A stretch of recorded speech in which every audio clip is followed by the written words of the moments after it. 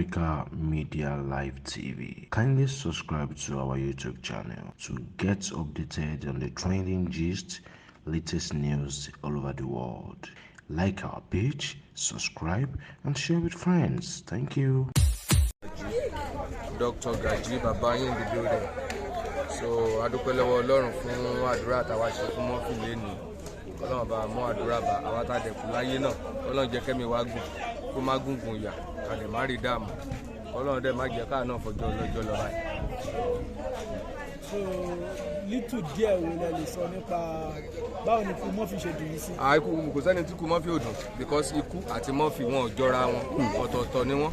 So béèyàn kan sọ pé ikú Murphy ò dùn òun irọ́ ni ibùn kan kéèyàn ní kóhun àtẹni gan máa jà gan ikú Murphy máa dùn because wọn ò jọra ikú àti Murphy wọn ò sílẹ̀ gbàrà wọn rárá. báwo pé ẹ ronú pé nǹkan bẹ́ẹ̀ lè ṣẹlẹ̀ ní. báwo lè ṣe fẹ́ rò báwo lè ṣe máa rò pé nǹkan bẹ́ẹ̀ máa ṣẹlẹ̀ ká jọ pé 100 gan yìí ò ní rò pé jẹ́kẹ́ni ti pé 100 jẹ́ kó máa lọ so ọmọdé everybody now kò sẹ́ni tó máa rò ìròkúrò béèyàn àbí wèrè lẹ́ni tó fẹ́ rò pé kéèyàn kan ẹ ṣe máa rò kò ṣe é kò dà. àdúrà tí ṣókí fókù ọ̀rọ̀.